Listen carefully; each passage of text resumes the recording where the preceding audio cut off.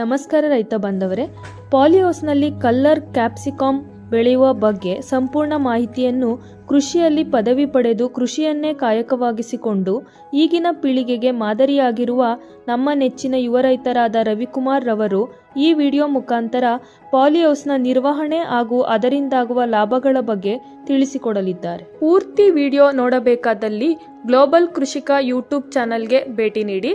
Global ಕೃಷಿಕ YouTube ಚಾನಲ್ನ ಮುಖಾಂತರ ನೀವು ಪಾಲಿಹೌಸ್ನ ಬಗ್ಗೆ ಪೂರ್ತಿಯಾಗಿ ತಿಳಿದುಕೊಳ್ಳಬಹುದು. ಲಿಂಕ್ ಅನ್ನು ಬಯೋಲಿ ಹಾಕಿರ್ತೀನಿ, ಅದ್ರ ಮುಖಾಂತರ ನೀವು ಗ್ಲೋಬಲ್ ಕೃಷಿಕ ಯೂಟ್ಯೂಬ್ ಚಾನಲ್ಗೆ ಭೇಟಿ ನೀಡಬಹುದು. ಸರ್ ನಮಸ್ತೆ, ನನ್ನ ಹೆಸರು ರವಿ ಅಂತೇಳಿ. ನಂದು ಹಾಸನ ಡಿಸ್ಟಿಕ್ಕು ಚಂದ್ರಾಯಪಟ್ಟಣ ತಾಲೂಕು ಇರೋದು ವಾಸ ಚಂದ್ರಾಯಪಟ್ಟಣದಲ್ಲಿ. ನಮ್ಮ ಪಾಲಿಹೌಸ್ ಇರೋದು ಬಂದು ದಿಡ್ಗ ಹತ್ರ MK ಹೊಸೂರು ಗೇಟಲ್ಲಿದೆ. ಇದು ಅರೌಂಡ್ 3 ಎಕರೆ ಪಾಲಿಹೌಸ್ ಇದೆ.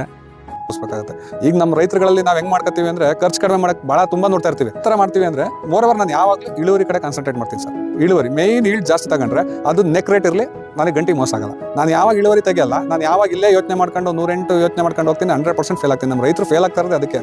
ಹೇಳ್ತಾರೆ ಅಗ್ರಿಕಲ್ಚರ್ ಮಾಡಿದರೆ ಉದ್ಧಾರ ಆಗಲ್ಲ ಅಂತ. ನನ್ನನ್ನು ಕರ್ಕೊಂಡು ಹೋಗಿ ಬಿಡಿದಾರೆ, ಅದು ಯಾರು ಉದ್ಧಾರ ಆಗಲ್ಲ, ನನ್ನ ಹತ್ರ ಇರೋ ಕೇಳಿ ನಾನು ಉದ್ಧಾರ ಮಾಡಿ ತೋರಿಸ್ತೀನಿ, ತೊಂದರೆ ಇಲ್ಲ.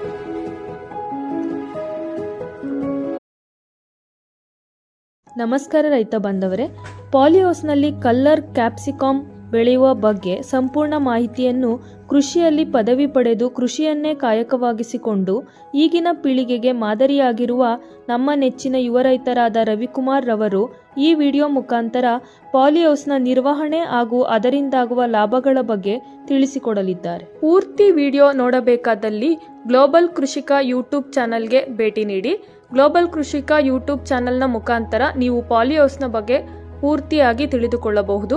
ಲಿಂಕ್ ಅನ್ನು ಬಯೋಲಿ ಹಾಕಿರ್ತೀನಿ, ಅದ್ರ ಮುಖಾಂತರ ನೀವು ಗ್ಲೋಬಲ್ ಕೃಷಿಕ ಯೂಟ್ಯೂಬ್ ಚಾನಲ್ಗೆ ಭೇಟಿ ನೀಡಬಹುದು. ಸರ್ ನಮಸ್ತೆ, ನನ್ನ ಹೆಸರು ರವಿ ಅಂತೇಳಿ. ನಂದು ಹಾಸನ ಡಿಸ್ಟಿಕ್ಕು ಚಂದ್ರಾಯಪಟ್ಟಣ ತಾಲೂಕು ಇರೋದು ವಾಸ ಚಂದ್ರಾಯಪಟ್ಟಣದಲ್ಲಿ. ನಮ್ಮ ಪಾಲಿಹೌಸ್ ಇರೋದು ಬಂದು ದಿಡ್ಗ ಹತ್ರ MK ಹೊಸೂರು ಗೇಟಲ್ಲಿದೆ. ಇದು ಅರೌಂಡ್ 3 ಎಕರೆ ಪಾಲಿಹೌಸ್ ಇದೆ. ಈಗ ನಮ್ಮ ರೈತರುಗಳಲ್ಲಿ ನಾವು ಹೆಂಗೆ ಮಾಡ್ಕೊತೀವಿ ಅಂದರೆ ಖರ್ಚು ಕಡಿಮೆ ಮಾಡೋಕ್ಕೆ ಭಾಳ ತುಂಬ ನೋಡ್ತಾ ಇರ್ತೀವಿ. ಥರ ಮಾಡ್ತೀವಿ ಅಂದರೆ ಮೋರವರ್ ನಾನು ಯಾವಾಗಲೂ ಇಳುವರಿ ಕಡೆ ಕಾನ್ಸಂಟ್ರೇಟ್ ಮಾಡ್ತೀನಿ ಸರ್. ಇಳುವರಿ ಮೇಯ್ನ್ ಈಲ್ಡ್ ಜಾಸ್ತಿ ತಗೊಂಡ್ರೆ ಅದು ನೆಕ್ ರೇಟ್ ಇರಲಿ, ನನಗೆ ಗಂಟಿಗೆ ಮೋಸ ಆಗಲ್ಲ. ನಾನು ಯಾವಾಗ ಇಳುವರಿ ತೆಗಿಯಲ್ಲ, ನಾನು ಯಾವಾಗ ಇಲ್ಲೇ ಯೋಚನೆ ಮಾಡ್ಕೊಂಡು 108 ಯೋಚನೆ ಮಾಡ್ಕೊಂಡು ಹೋಗ್ತೀನಿ, 100% ಫೇಲ್ ಆಗ್ತೀನಿ. ನಮ್ಮ ರೈತರು ಫೇಲ್ ಆಗ್ತಾ ಇರೋದು ಅದಕ್ಕೆ. ಹೇಳ್ತಾರೆ ಅಗ್ರಿಕಲ್ಚರ್ ಮಾಡಿದರೆ ಉದ್ಧಾರ ಆಗಲ್ಲ ಅಂತ.